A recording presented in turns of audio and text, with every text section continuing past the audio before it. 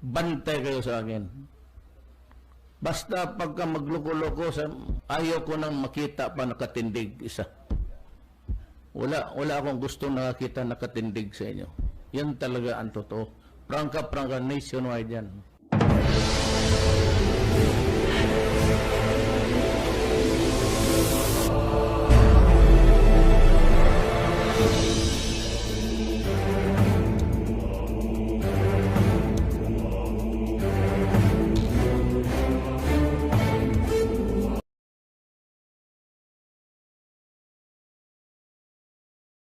Samantala, dinipensahan ng Australian businessman na si Peter Wallace ang estilo ng pamumuno ni Pangulong Rodrigo Duterte.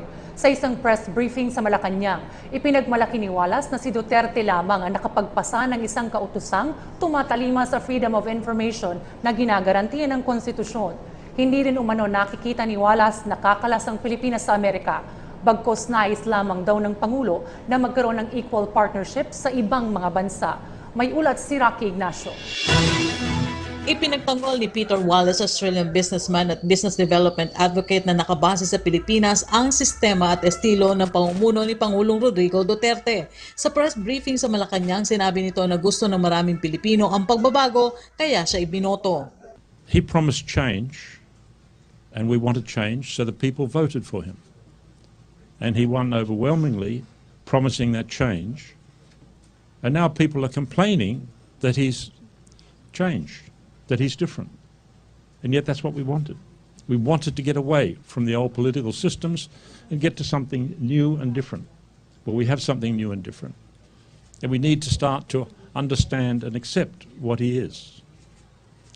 I've been studying this man for quite some time now. I've known him for quite some time. And I know that the way in which he talks is not the way in which he thinks. This is a man who genuinely cares for this country and genuinely cares for its people. And what I particularly like, cares for them out where it really matters in the provinces where we have the poorest of the poor and the people suffering the most. Wala rin itong nakikitang masama sa maanghang na salita laban sa Amerika dahil pagpapakita ito ng pagiging independent ng Pilipinas. I don't see him as trying to divorce himself from America. That would make no sense, right? He's just trying to establish an equal partnership, and that's a different thing.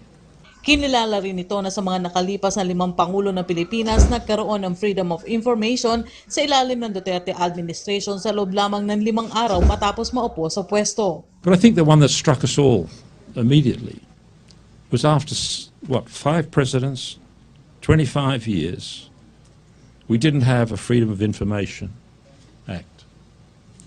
Within 6 days, we had one. Just like that. He did the sensible thing. He passed an executive order. So at least the government side, the administration, now has to release information to us if and when we want it. That needs to be institutionalized now and expanded to cover the judiciary and the legislature. So it needs a law, and he's asked for that law to be passed.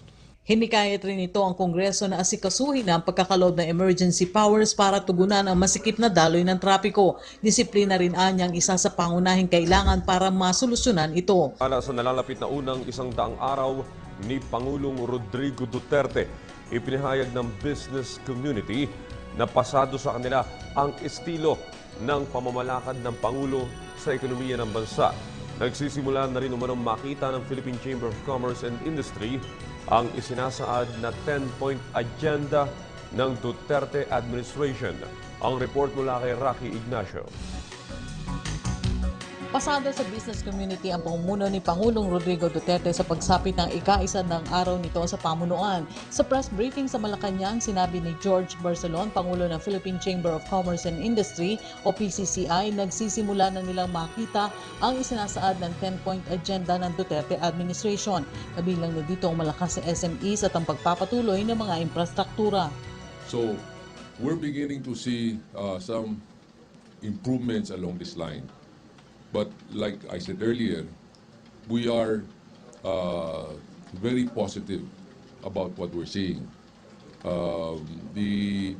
What I can say is that people are concerned with some of the statements that they hear from the President But what's more important is for a president who loves the country and his people, we firmly believe that he will do the right thing.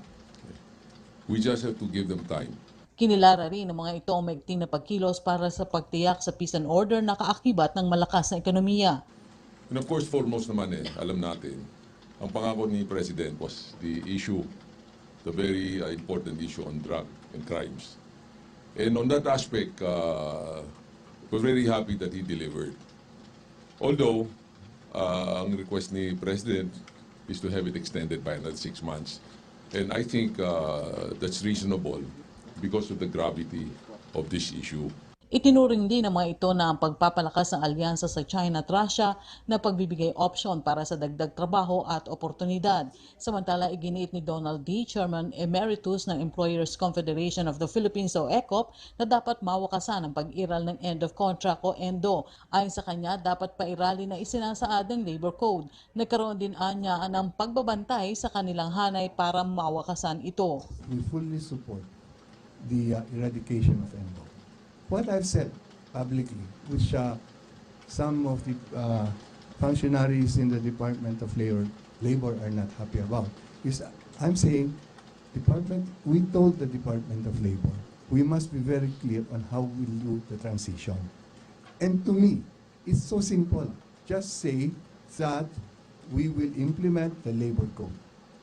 And Article 108, 106 to 109 is very clear. It defines various kind of employment.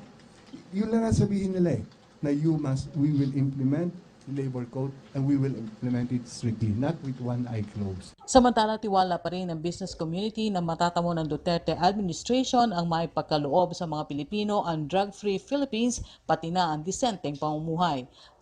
Kaakibat umano ng maunlad na ekonomiya ang maayos at tahimik na kapaligiran.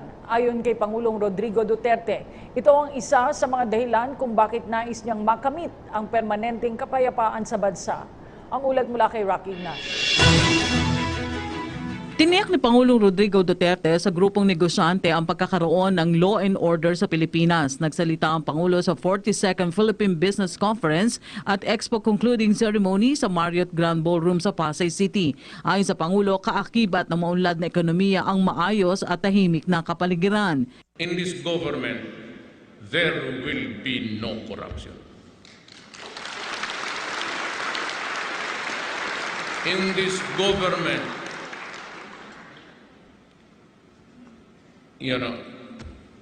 it will be clean, as in clean. And this government will promise you law and order. Gate ng Pangulo, ito ang dahilan kung bakit isinulong ang pagwawakas ng insureksyon at pagtamo ng permanenteng kapayapaan sa Mindanao. Paliwanag pa ng Pangulo, hindi niya naging polisiya ang paghihiganti pero hindi niya anya pahihintulutan na mangibabaw ang karahasan na likha ng iligal na droga sa bansa. Muli nitong inulit ang mahigpit na babala sa mga nasa likod ng bawal na gamot na hindi siya hihinto hanggat hindi nahuhuli ang pinakahuling drug lord sa bansa. That's the irony of life. I am the poorest performer, but I am the president, so make your choice.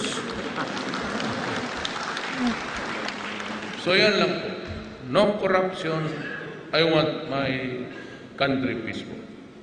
I want my country like Davao, where you can go around, eat durian at 2-3 o'clock in the morning and nothing happens. I just want people courteous. Have you noticed Davao? Davao always tell them, I do not want you smirking or snorting. Behave. Formal na rin sinaksihan ni Pangulong Duterte ang turnover ng ASEAN Business Advisory Council flag mula sa Laos sa Pilipinas. Ang Pilipinas ang host ng 2017 ASEAN Summit. May tema ng Giant Steps 2016 and Beyond. Layunin nitong palakasin ang mekanismo ng economic agenda ng Pilipinas para tiyakin ang kaunlaran sa Asian region. Sabi ng Pangulo, makakaasa ang business community ng malinis na pamahalaan malayo sa korupsyon at katiwalian. Bahagi pa rin ng okasyon ang pagkakaroon pagkakaloob ng 10 resolutions ng business group. Nakapaloob sa 10 resolutions ang tulungan para sa paglikha ng conducive business climate kasabay ng tulungan sa pamahalaan sa mga polisiya na magpapabilis ng sistema ng transaksyon, pagsusulong ng comprehensive tax reform, pag-amyenda sa Republic Act 7295 o Public Telecommunications Policy of the Philippines para sa paglikha ng open access sa telecommunications, mekanismo sa pagtamo ng sustainable at reliable power supply, pagbubukas ng iba pang major international airports sa Luzon, Visayas at Mindanao sa loob ng 6 na taon sa layuning mapalakas ang industriya ng turismo. Para sa PTV News, Rocky Ignacio.